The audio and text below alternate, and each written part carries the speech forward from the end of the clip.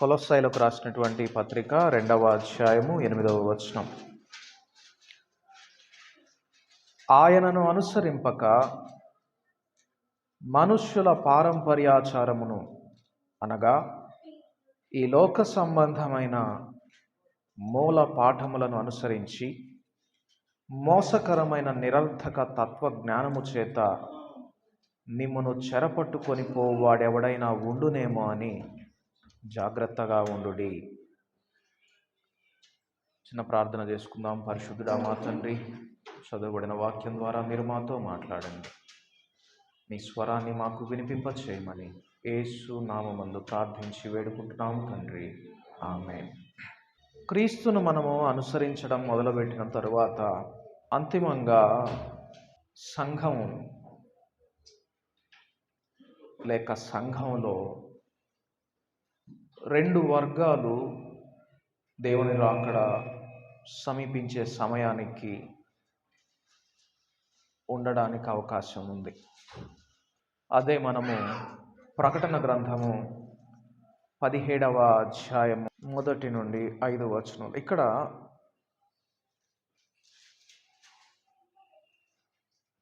వేశ్యను గురించి రాయబడి ఉన్నది. అలాగే 19వ అధ్యాయము 7 నుండి 8 వచనాలు.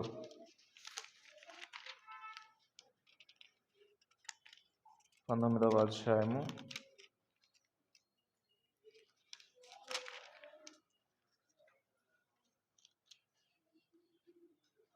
7 నుండి 8 వచనంలో ఇక్కడ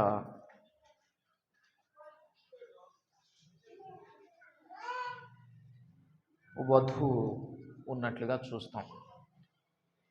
సరే, మనం అనుసరించేటటువంటి భక్తి మనల్ని ఈ రెండు గుంపుల్లో ఏదో ఒక గుంపులో ఒకనాటికి నిలవబెడుతుంది. అది వేశ్య గుంపు, ఇంకొకటి వధువు సమూహం. మనము మన ఆత్మీయ జీవితాన్ని సరిగా జీవించినట్లయితే మనము ఈ వేశ్య గుంపులో మన ఆత్మీయ జీవితాన్ని ముగించే ప్రమాదం ఉంది. మనం ఇందాక చదువుకున్నట్టుగా తత్వజ్ఞానము మనకు అనవసరం. తత్వజ్ఞానం వలన అనేకులు తప్పిపోతూ ఉన్నారు. మనుష్యుల పారంపర్యాచారాన్ని, అంటే అందరు ఎలాగా చేస్తూ ఉన్నారు, అందరు ఎట్లాంటి క్రమాన్ని పాటిస్తూ ఉన్నారు, అందరూ ఎలాగ దేవుణ్ణి వెంబడిస్తున్నారు, అందరిలాగే మనం కూడా చేద్దాం అనేటటువంటి ఆలోచన విధానం, ఇటువంటి మనుష్యుల పారంపర్యాచారం, ఈ లోక సంబంధమైన మూల పాఠములు, వీటిని అనుసరించి మోసకరమైన నిరర్థక తత్వజ్ఞానము చేత మిమ్మును చెరపట్టుకొని పోవాడెవడైనా ఉండునేమో అని జాగ్రత్తగా ఉండుడి. క్రైస్తవ్యంలో అంతటా ఇదే చెప్తున్నారు కదా, మనకెందుకు ఇట్లా డిఫరెంట్గా చెప్తున్నారు, మనకు కూడా అట్లా చెప్తే పోయిద్ది కదా, అందుకే మన సంఘానికి ఎక్కువ మంది రారు అనేటటువంటి ఆలోచన. చూడండి, ఇటువంటి తత్వజ్ఞానము మనుషుల మూలపాఠాలు, పారంపర్యాచారాలను గురించి, లోక పోకడ గురించి చెప్పేటటువంటి బోధ విషయమై జాగ్రత్తగా ఉండండి. అట్టివారు మిమ్మల్ని చెరపట్టుకొని పోతారు. కారణం, దేవత్వం యొక్క సర్వ పరిపూర్ణత క్రీస్తునందు నివసించుచున్నది కనుక మీరు వింటున్న బోధ క్రీస్తు వైపుకు మిమ్మల్ని చూపిస్తుందా, క్రీస్తు వైపునకు మీ దృష్టిని మరల్చుతుందా, క్రీస్తు నొద్దకు మిమ్మల్ని నడిపిస్తుందా అని చూచుకోండి అంటున్నాడు. కాబట్టి మన ఆత్మీయ జీవితాన్ని మనము జాగ్రత్తగా కాపాడుకోవడం చాలా ప్రాముఖ్యమైనటువంటి విషయం.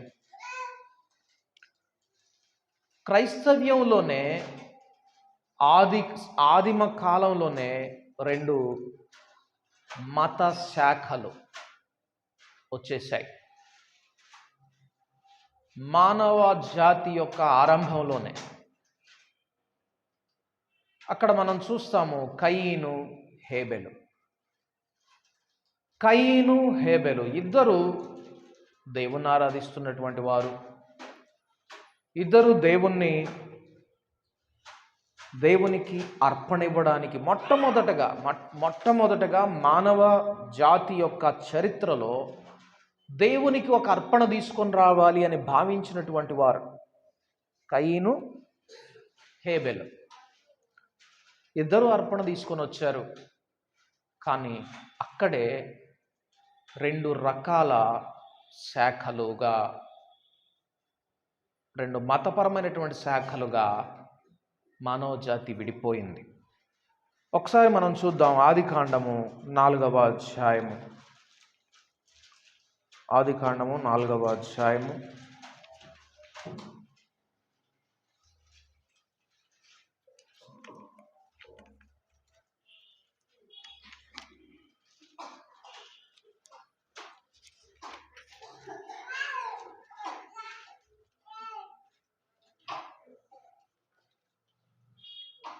ఆదికాండము 4వ అధ్యాయము.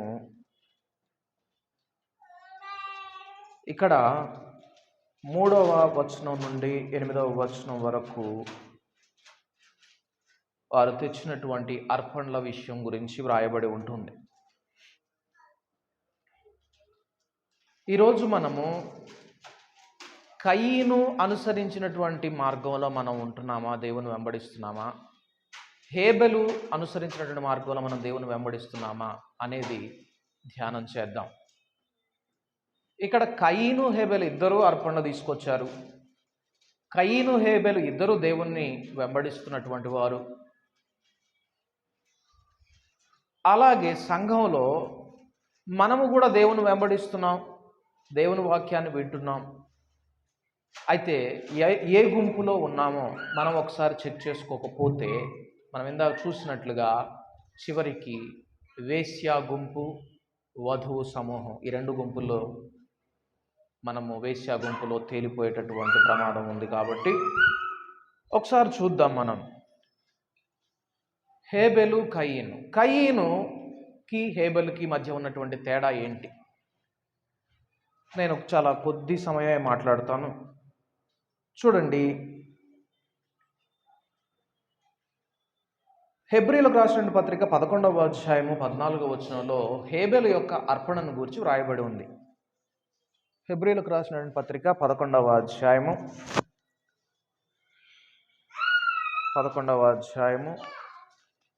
14వ వచనం ఒకసారి చూద్దాం.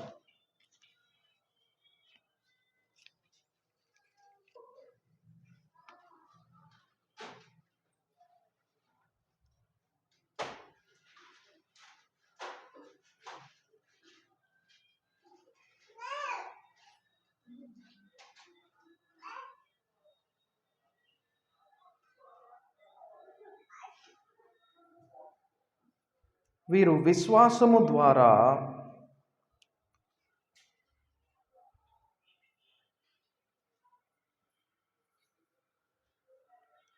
దేవుణ్ణి వెంబడించినట్లుగా ఇక్కడ మనం చూస్తూ ఉన్నాం. మరి శ్రేష్టమైన దానిని కోరుకుంటూ దేవుణ్ణి వెంబడించినట్లుగా మనం చూస్తాం.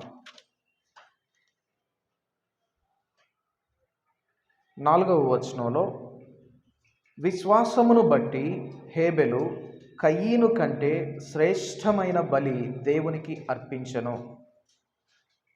దేవుడు అతని అర్పణలను గూర్చి సాక్ష్యం ఇచ్చినప్పుడు అతడు ఆ విశ్వాసమును బట్టి నీతిమంతుడని సాక్ష్యము పొందెను. అతడు మృతి నొందియు ఆ విశ్వాసము ద్వారా మాట్లాడుచున్నాడు. నేను 14వ వచనం అన్నాను, క్షమించండి, 4వ వచనం. హెబ్రీయులకు రాసిన పత్రిక 11వ అధ్యాయం 4వ వచనం. విశ్వాసమును బట్టి హేబెలు కయీను కంటే శ్రేష్టమైన బలి దేవునికి అర్పించెను. మనము విశ్వాసము దేని వలన కలుగుతుంది అని అడిగితే వెంటనే సమాధానం చెప్తాం. విశ్వాసము చెప్పండి. విశ్వాసము వినుట వలన విశ్వాసం కలుగుతుంది. వినుట దేవుని మాట వలన కలుగుతుంది. ఇక్కడ హేబెలు విశ్వాసము వలన శ్రేష్టమైన అర్పణ అర్పించాడట. అంటే హేబెలులో విశ్వాసము దేని వలన కలిగింది? హేబెలు విన్నాడు. ఏం విన్నాడు? వినుట దేవుని మాట వలన కలుగును. అంటే హేబెలు దేవుని మాటను విన్నాడు. దేవుని మాటను విన్నాడు, దేవుని వాక్యాన్ని విన్నాడు. మరి అప్పటికి వాక్యమే లేదు కదా. అప్పటికి ఆది కాండము, ఈ పంచకాండాలు అంటే మనం ఆ తోరా కూడా లేదు కదా, ధర్మశాస్త్రము కూడా లేదు. కానీ హేబెలు విన్నాడు. విని విశ్వాసమును బట్టి శ్రేష్టమైన అర్పణ అర్పించాడు అంటున్నాడు. విశ్వాసమనున్నది నిరీక్షింపబడు వాటి యొక్క నిజస్వరూపము అని చదువుతాం మనం. అంటే హేబెలు ఏదో నిరీక్షించాడు. హేబెలు ఒక స్వరాన్ని విన్నాడు, అది దేవుని మాటగా విన్నాడు. అందువలన హేబెలు శ్రేష్టమైన అర్పణ అర్పించాడు. అదే మనం చూస్తాము రోమీయులకు రాసిన పత్రిక 10వ అధ్యాయము 17వ వచనంలో. రోమీయులకు రాసిన పత్రిక 10వ అధ్యాయము 17వ వచనంలో కూడా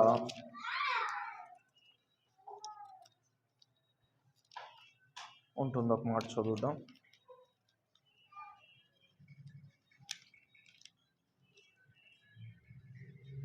వినుట క్రీస్తును గూర్చిన మాట వలన కలుగును. వినుట వలన విశ్వాసము కలుగును. వినుట క్రీస్తును గూర్చిన మాట వలన కలుగును.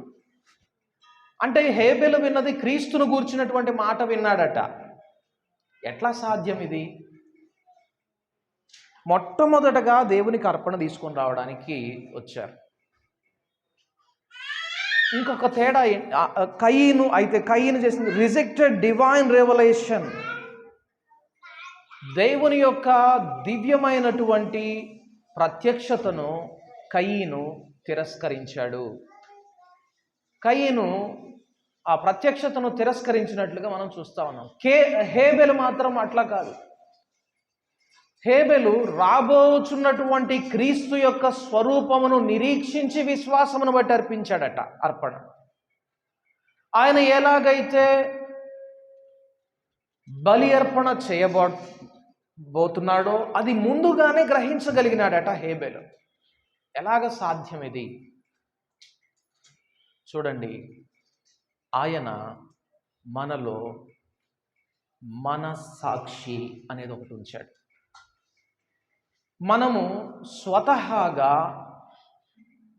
దేవుని స్వభావముతో ఉండాలని దేవుడు తన రూపంలో మనల్ని నిర్మించుకున్నాడు. అయితే ఆదాము ద్వారా మనలోనికి సంక్రమించిన పాపము మన మనస్సాక్షిని ఏం చేసింది? కల్మషం చేసింది. అయితే ఆదాము మొట్టమొదటగా మోసపోయినట్లుగా బైబిల్ గ్రంథంలో లేదు.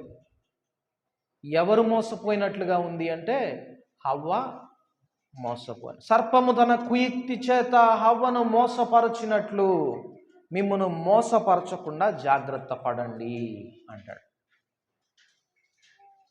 కాబట్టి ఒక ఫ్యామిలీలో ముందు ఎవరు జాగ్రత్తగా ఉండాలి? స్త్రీ చాలా జాగ్రత్తగా ఉండాలి. ముందు అపవాది మోసం చేయాలని చూసేది ఎవరిని అంటే స్త్రీలనే. దేవుడు వాడుకోవాలని చూసేది కూడా ముందుగా స్త్రీలనే. అందుకే పౌలు ద్వారా సంఘాలను దేవుడు నిర్మించాలని కోరుకున్నప్పుడు ఘనురాలైనటువంటి స్త్రీలను పౌలు పరిచయం చేసుకున్నాడు. ముందు వాళ్ళే వ్యతిరేకిస్తారు అట్లాంటి వాళ్ళే, తర్వాత అట్లాంటి వాళ్ళే ఉపయోగపడతారు సంఘాలను కట్టడానికి. చూడండి, ఇటువంటి మోసంలో మనం చిక్కుకొనకుండా ఉండాలి, జాగ్రత్త పడాలి. మనస్సాక్షిని మనము కాపాడుకున్నప్పుడు మాత్రమే అలా ఉండగలం. ఇక్కడ కయీను విశ్వాసము లేని అర్పణను అర్పించాడు, హేబెలు విశ్వాసముతో కూడినటువంటి అర్పణను అర్పించినట్లుగా మనం చూస్తూ ఉన్నాం. తరువాత ఇంకొక భేదం ఏమిటి అంటే, he acknowledged the need of substitutory sacrifice offered.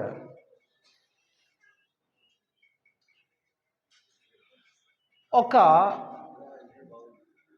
పరిహారార్థమైనటువంటి త్యాగాన్ని, లేకపోతే ఒక పరిహారార్థమైనటువంటి అర్పణను, బలి అర్పణను అర్పించాలని కోరుకున్నాడు హేబెల్. కయీను అలాగా కాదు. ఇందా మనం చదువుకున్నాం కదా, మనుష్యుల పారంపర్యాచారములను బట్టి మనం నడవకూడదు, క్రీస్తును బట్టి మనం నడవాలి. మనుషులు ఎట్టుంటున్నారు కదా, నేను ఒక్కడెందుకు డిఫరెంట్గా ఉండాలనే విధంగా కాదు, క్రీస్తుని బట్టి మనం నడవాలి. క్రీస్తు భిన్నంగా ఉంటే, ఈ మనుషులందరూ భిన్నంగా ఉంటే వాళ్ళతో ఉండకుండా మనము క్రీస్తుతో ఉండాలి, క్రీస్తు వైపు చూస్తూ నడవాలి.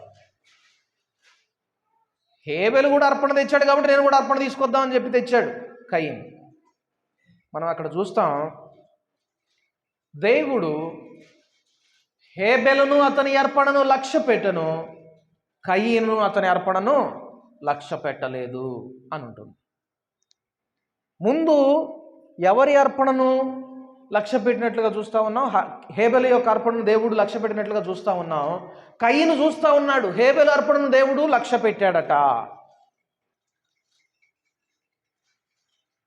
ఎందుకు లక్ష్య పెట్టాడు, నువ్వేం చేశావు అని అడగలేదు. హేబెల్ తీసుకొచ్చాడు కాబట్టి నేను కూడా తీసుకురావాలి. చూడండి, మనము కూడా కొన్ని సందర్భాల్లో ఇటువంటి భక్తే చేస్తూ ఉంటాం. అందరూ చేస్తున్నారు కదా, మనం కూడా చేద్దాం. అందరూ చేస్తున్నారు కదా, అందరు తెస్తున్నారు కదా, అందరు ఇస్తున్నారు కదా, ఇది కాదు దేవునికి కావాల్సింది. నువ్వు ఏ ఉద్దేశంతో ఇస్తున్నావు అనేది దేవునికి చాలా ముఖ్యం. ఇక్కడ హేబెలు రక్తముతో కూడినటువంటి అర్పణను, బలి అర్పణను ఇస్తా ఉన్నాడు. అది క్రీస్తు ఒక దినాన మన కొరకు శిలువ మీద మరణించబోయేదానికి ప్రతీకగా విశ్వాసము ద్వారా గ్రహించి ఇస్తున్నాడు హేబెలు. చూడండి, కయ్యనికి ఇవన్నీ పట్టావు, ఇవన్నీ అనవసరం. వాళ్ళు దశమ భాగం ఇచ్చారు, మనం కూడా ఇద్దాం. చూచారా, దేవుడు హేబెలును అతని అర్పణను లక్ష్య పెట్టినట్లుగా చూస్తూ ఉన్నాం. ఇక్కడ మనం ఇందాక చదువుకున్నట్లుగా హెబ్రీయులకు రాసిన పత్రిక 11వ అధ్యాయం 4వ వచనంలో హేబెలు యొక్క అర్పణను గూర్చి ఒక మాట ఉంది, చూద్దాం. హెబ్రీయులకు రాసిన పత్రిక 11వ అధ్యాయము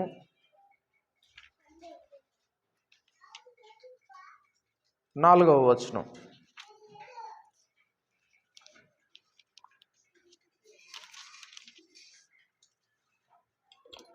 విశ్వాసమును బట్టి హేబెలు కయీను కంటే శ్రేష్టమైన బలి దేవునికి అర్పించను, దేవుడు అతని అర్పణలను గూర్చి సాక్ష్యమిచ్చినప్పుడు అనే మాట చూస్తున్నాం.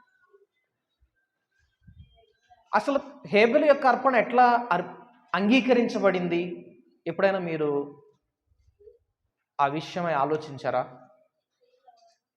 చాలామంది దేవుడు ఒక అర్పణను అంగీకరించాడు అంటే ఆ తర్వాత మనం చూస్తాము ధర్మశాస్త్రంలో ఎక్కడైనా ఒక అర్పణ అర్పించినప్పుడు ఆకాశం నుండి అగ్ని దిగి వచ్చి వాటిని దహించినప్పుడు దేవుడు ఆ అర్పణను అంగీకరించినట్లుగా చూస్తాం. అయితే హేబెలు అర్పణ అర్పించినప్పుడు అలాగ ఆకాశం నుండి అగ్ని దిగి వచ్చి అంగీకరించిందని చెప్పి రాయబడలేదు. మనకు తెలియదు దేవుడు ఎలాగ అంగీకరించాడు అనేది, స్పష్టంగా రాయబడలేదు. అయితే ఇక్కడ ఒక మాట ఉంది, దేవుడట ఆయన అర్పణను గురించి సాక్ష్యం ఇచ్చాడట. మనం దేవునికి అర్పించే అర్పణలను గురించి సాక్ష్యం ఇచ్చేటటువంటి అనుభవంలో మనం ఉండాలి. దేవుడు మన గురించి సాక్ష్యం ఇచ్చేటటువంటి అనుభవంలో మనం ఉండాలి. దేవుడు సాక్ష్యం ఇచ్చాడట, దాన్ని కయీను చూచాడట. హేబెలు యొక్క అర్పణను గూర్చి దేవుడు సాక్ష్యం ఇచ్చినట్లుగా కయీను గ్రహించినప్పటికీ కూడా కయీను శ్రేష్టమైన అర్పణను అర్పించలేకపోయినాడు. అది సమస్య. ఈ దినాల్లో కొందరి ప్రార్థనలను దేవుడు అంగీకరిస్తున్నాడు, కొందరి ప్రార్థనలు దేవుడు అంగీకరించడం లేదు అనేది చూసి కూడా నేర్చుకోలేనటువంటి వారుగా కొంతమంది ఉంటా ఉన్నారు. చూడండి, కయీను ఆచారపరంగా తీసుకొస్తా ఉన్నాడు అర్పణ. హేబెలు తను తానే అర్పణగా పెట్టుకోవాలని తనకు ప్రతిగా అక్కడ బలి అర్పణ ఇవ్వడం చూస్తూ ఉన్నాం. చాలామంది పద్ధతులు ఆచారాలు నేర్చుకోవడానికి దేవుని సంఘానికి వస్తున్నారు, కానీ తమ్మును తాము అర్పణగా పెట్టుకోవడానికి మాత్రం ఇష్టపడడం లేదు. బలిపీఠం మీద తమ్మును తాము సజీవ యాగముగా అర్పించుకోవాలి, నా స్వీయాన్ని నేను బలిపీఠం మీద పెట్టాలి, నేను కాల్చబడాలి, నేను దహించబడాలి, నేను అర్పించబడాలి అనేది లేదు. నేను ఇచ్చే కొన్ని దేవునికి అర్పణగా ఇవ్వబడితే చాలు. చూడండి, అది కయీను రకమైనటువంటి అర్పణ. హేబెలు అర్పణ అలా కాదు. తనకు ప్రతిగా ఒక గొర్రెపిల్ల, తన పరిహారమునకు ప్రతిగా ఒక గొర్రెపిల్ల అర్పింపబడాలి. చూడండి, అట్టి అర్పణ మనం ఇవ్వాలి. ఇంకొకటి భేదం ఏమిటి అంటే, హేబెలు పాప పరిహారానికి ప్రతిగా బలి అర్పణను తెస్తే కయీను శాపగ్రస్తమైన దాని నుండి తీసుకొచ్చాడు అర్పణగా. ఎప్పుడైతే మనం చూస్తాము ఆదికాండము 3వ అధ్యాయము, ఆదాము తినవద్దన్న పండు తిన్నాడో అక్కడ దేవుడు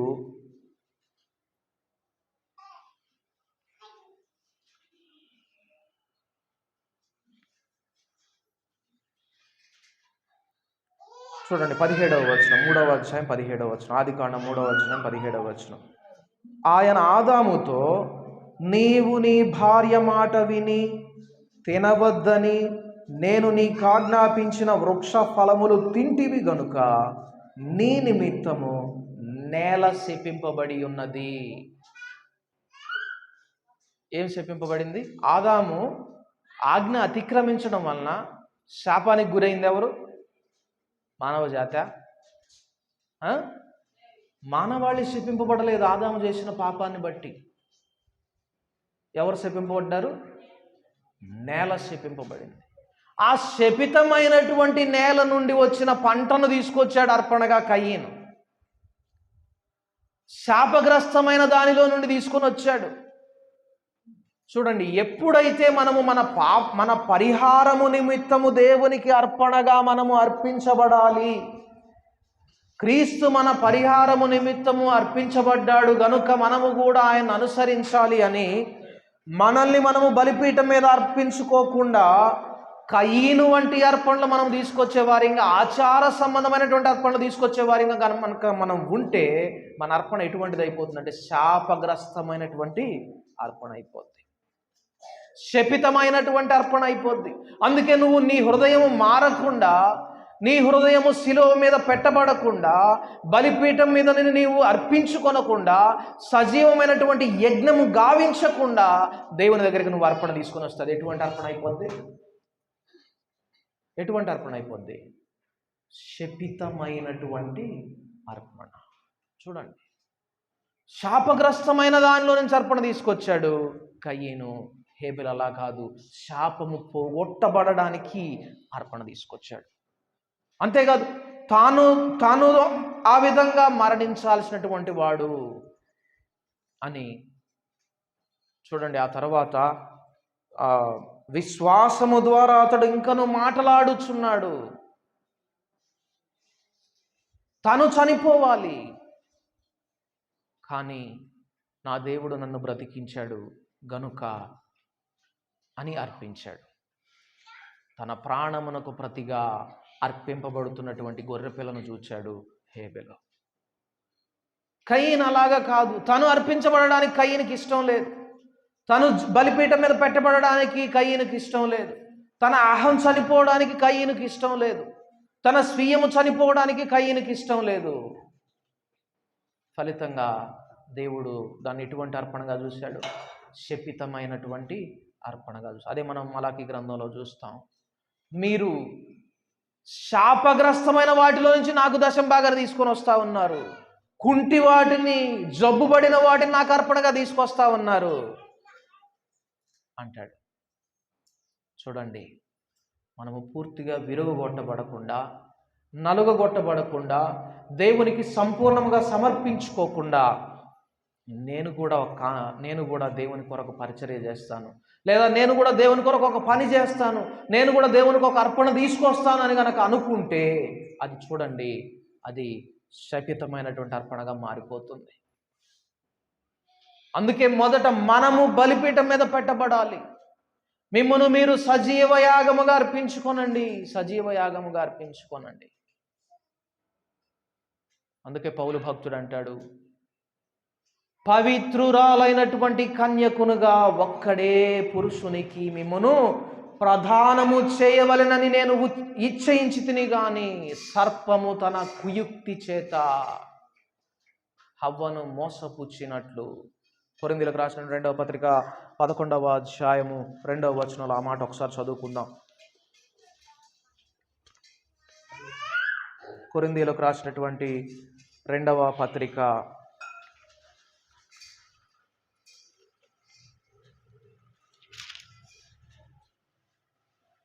11వ అధ్యాయం 2వ వచనం, దేవాసక్తితో మీ ఎడల ఆసక్తి కలిగి ఉన్నాను, ఎందుకనగా పవిత్రురాలైన కన్యకనుగా ఒక్కడే పురుషునికి అనగా క్రీస్తుకు సమర్పింపవలెనని మిమ్మును ప్రధానము చేసి తిని గాని సర్పము తన కుయుక్తి చేత హవ్వను మోసపరచినట్లు మీ మనస్సులను చెరుపబడి. చూడండి, సర్పం మోసపుచ్చినప్పుడు ఏమి చెడిపోయిందట? హవ్వలో ఏం చెడిపోయిందట? మనస్సు చెడిపోయిందట. అందుకే మనస్సాక్షిని కాపాడుకోవడం చాలా ప్రాముఖ్యం. మనస్సాక్షిని కాపాడుకోవడం చాలా ప్రాముఖ్యం. అందుకే ఇంతకుముందు కూడా మనం విన్నాం, మనస్సాక్షి అనేది ఒక కెప్టెన్ వేసేటటువంటి విజిల్ వంటిది. ఎప్పుడైతే ఆ బెల్ కొట్టడం మనం వింటామో, ఆ బెల్ శబ్దం వింటామో వెంటనే స్పందించేటటువంటి వారిగా ఉండాలి. మనస్సాక్షికి స్పందించే వారిగా ఉండాలి. మనస్సాక్షిని చంపుకునే వారిగా ఉండకూడదు. ఇక్కడ అంటున్నాడు, సర్పము తన కుయుక్తి చేత హవ్వను మోసపరిచినట్లు మీ మనస్సులను చెరుపబడి. మీ మనస్సులను చెరుపబడి. హవ్వను మోసపూర్చింది సర్పము. బలహీనులైనటువంటి వారిని మోసపరచడానికి కూడా సర్పము అయినటువంటి అపవాది సిద్ధంగా ఉంటాడు. ఎప్పుడు మోసపుచ్చి ఎటువంటి స్థితిలో నుంచి మార్చింది? క్రీస్తు ఎడలనున్న సరళత నుండి, సింప్లిసిటీ ఆఫ్ క్రైస్ట్, క్రీస్తునందున్న సరళత, దీనత్వము, సులభమైనటువంటి మార్గం నుండి, సరళమైనటువంటి మార్గం నుండి, ఇంకా దేని నుంచి అంట? పవిత్రత నుండి ఎట్లయినా మిమ్మల్ని తొలగిస్తుందేమో అని నేను భయపడుతున్నాను అంటున్నాడు. చూచారా, అపవాది యొక్క మోసము ఎలాగుంటుందట? ముందు మన మనస్సాక్షిని జరిపివేస్తుంది, మనలో దీనత్వాన్ని, సాధారణమైనటువంటి జీవితాన్ని చెడగొట్టి ఈ లోకాకర్షణకు గురయ్యి లోకంలో ఉండినటువంటి ఆకర్షణల చేత మనం నింపబడినట్లుగా క్రీస్తు యొక్క సరళత నుండి తప్పిస్తుందట.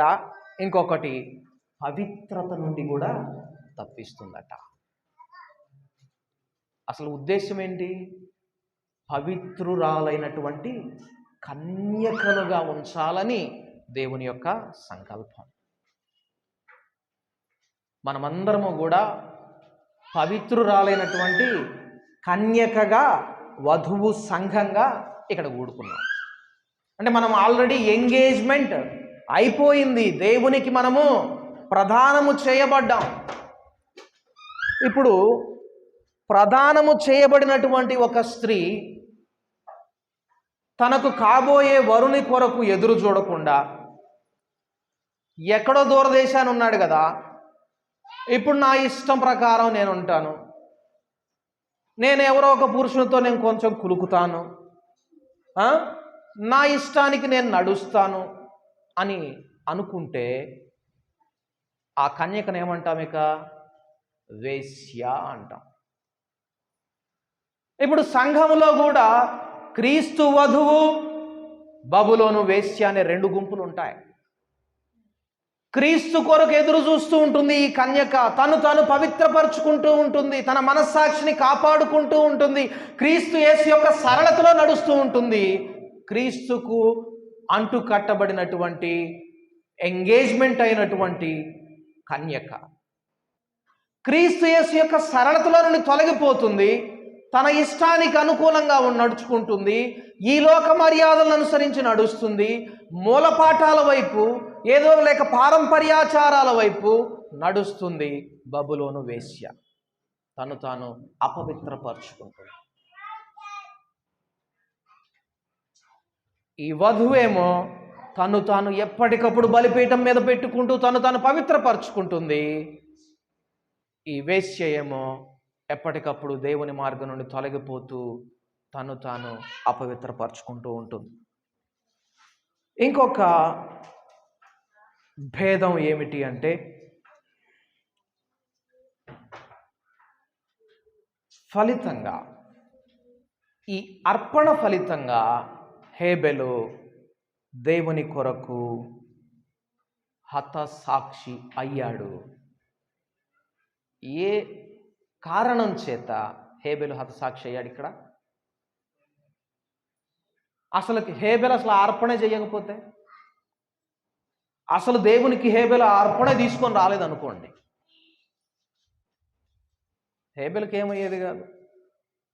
చక్కగా ఇంకా కొన్ని సంవత్సరాలు, అప్పుడు ఇంకా మంచి దీర్ఘాయుషు 900 సంవత్సరాలు బ్రతికేవాడు, హేబెలు కూడా బ్రతికేవాడు అన్ని సంవత్సరాలు. క్రీస్తు కొరకు హతసాక్షి అవ్వడానికి కారణమైంది హేబెలు తెచ్చినటువంటి అర్పణ. అది నిజమైన అర్పణ. నీవు నేను నిజమైనటువంటి అర్పణగా ఉండాలి అని మనల్ని మనము బలిపీఠం మీద పెట్టుకోవడానికి ఎప్పుడైతే ఇష్టపడతామో, నిన్ను హతసాక్షి చేయడం కోసం కూడా లోకం ఎదురు చూస్తుంది. నిన్ను సిలువ వేయడం కోసం కూడా ఎదురు చూస్తుంది. నిన్ను అనవసరంగా నీ మీద నిందలు వేయాలని చూస్తుంది, నీ మీద అపవాదులు వేయాలని చూస్తుంది, నీ పరపతిని దెబ్బతీయాలని చూస్తుంది ఈ లోకం. మనస్సు చెదిరిపోకుండా, క్రీస్తు సరళతలో నుండి తొలగిపోకుండా, ఇదిగో హేబెలు అర్పించినట్లుగా అర్పించడానికి సిద్ధపడితే హతసాక్షుల గుంపులో నువ్వు ఉంటావు. ఫలితంగా హేబెలు ఇప్పుడు ఎవరి గుంపులో ఉన్నాడో తెలుసా? క్రీస్తు కొరకు ఏర్పరచబడుతున్నటువంటి వధువు సమూహంలో ఉన్నాడు. క్రీస్తు కొరకు ఏర్పాటు చేయబడినటువంటి వధువు గుంపులో ఉన్నాడు హేబెలు. కయీను దానికి భిన్నంగా బబులోను వేశ్య గుంపులో ఉన్నాడు.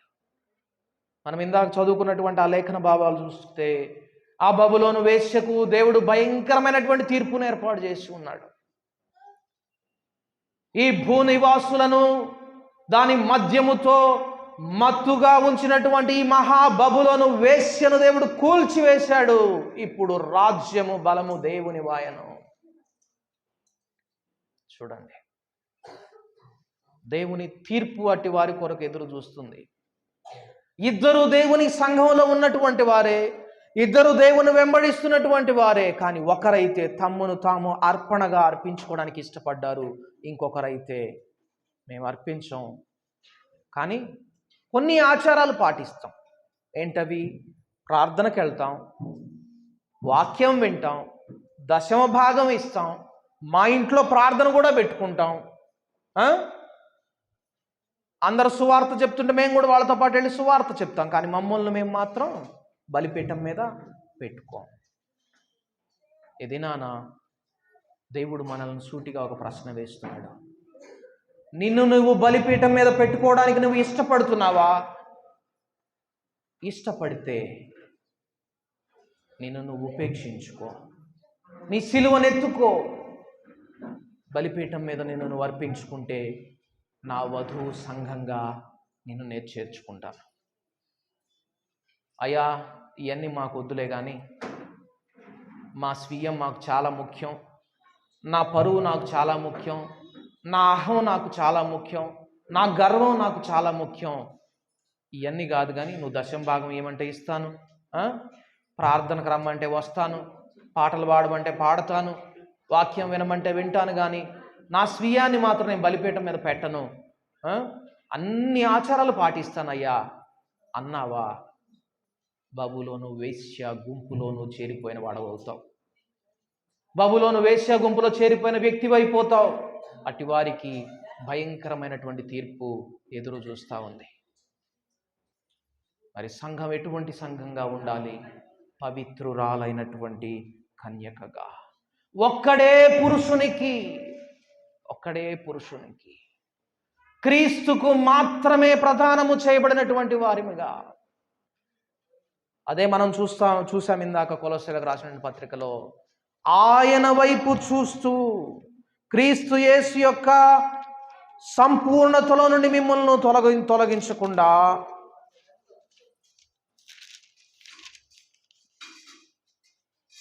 ఆయనను అనుసరింపక మనుష్యుల పారంపర్యాచారమును, ఈ లోక సంబంధమైన మూల పాఠములను అనుసరించి మోసకరమైన నిరర్ధక తత్వ జ్ఞానము చేత మిమ్మల్ని చెరపట్టుకొని పోవువాడెవడైనా ఉండునేమోనని జాగ్రత్తగా ఉండండి.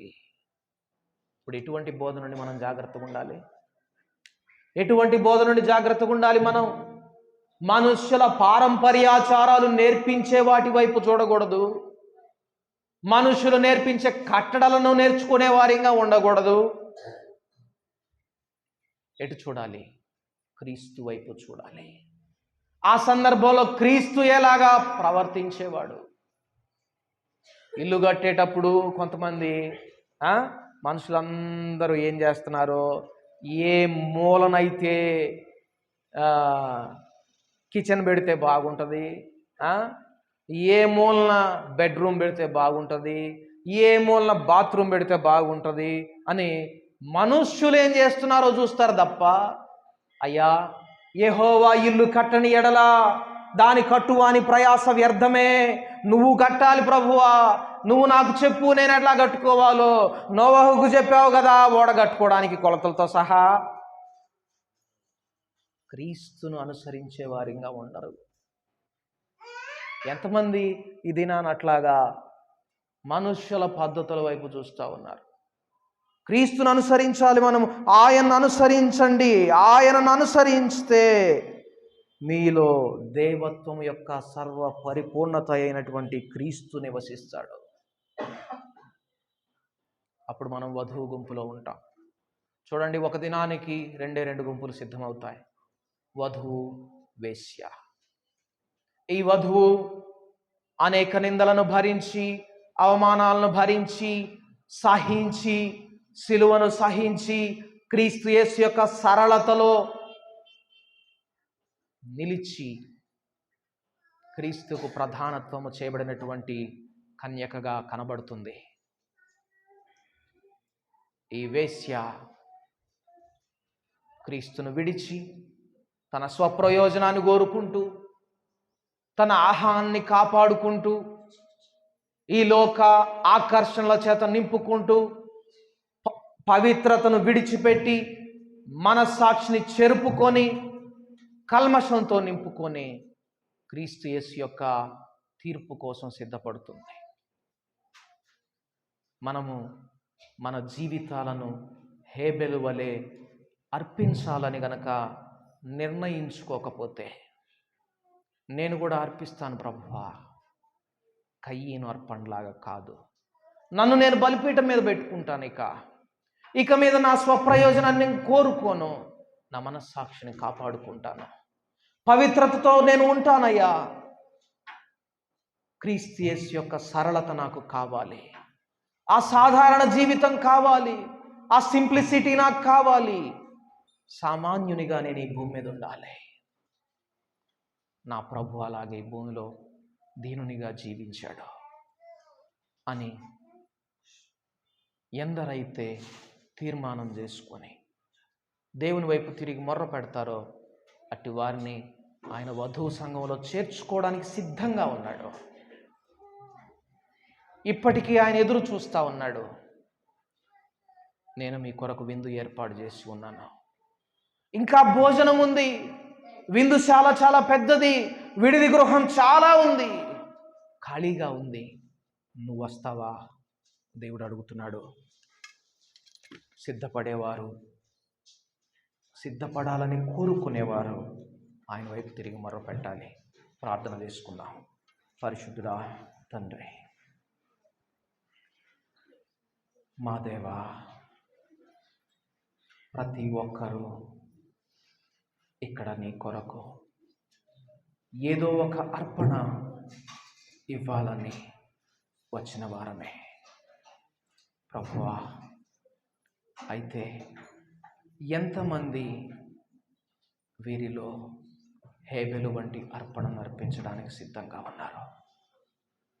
తమ పాపమునకు శాపమునకు పరిహారముగా అర్పించబడాలని, పరిహారముగా అర్పించిన క్రీస్తు అర్పణను పోలి ఉండాలని, హేబెలు వంటి శ్రేష్టమైన అర్పణగా మార్చబడాలని ఎంతమంది కోరుకుంటున్నారో అయ్యా, నువ్వు ఎరిగి ఉన్నావు.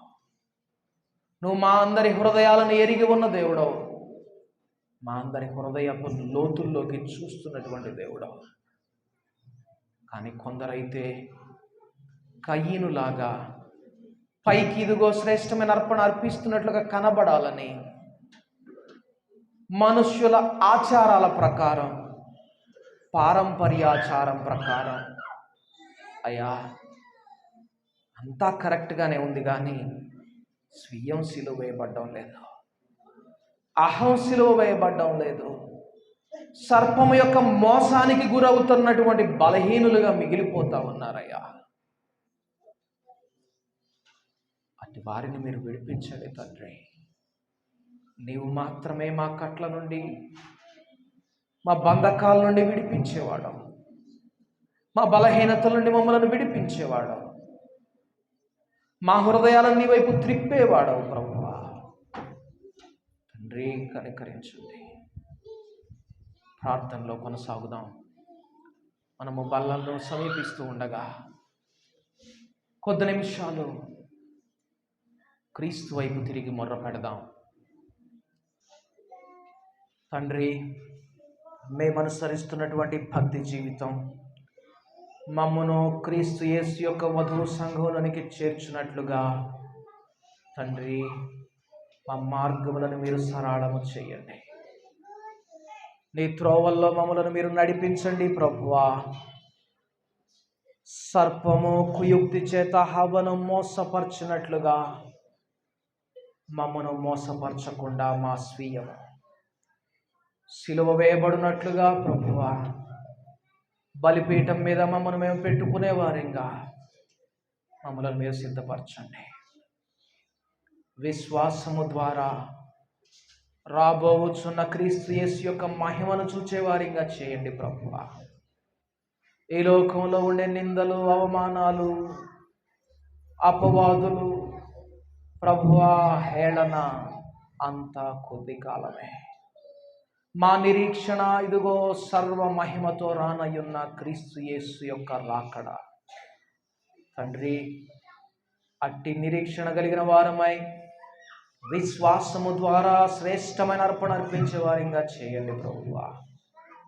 ఎక్కడ తొలగిపోకుండా, మనస్సాక్షిని కఠినపరుచుకోకుండా, పవిత్రత నుండి తొలగిపోకుండా ప్రభువా, క్రీస్తు యేసునకు ప్రదానము చేయబడిన పవిత్రమైన కన్యకగా ఈ సంఘం ఉండునట్లుగా ప్రభువా మీరు మమ్మల్ని కనికరించి బుద్ధి చెప్పి నడిపించమని యేసు నామమున ప్రార్థించి వేడుకుంటున్నాము తండ్రి. ఆమేన్.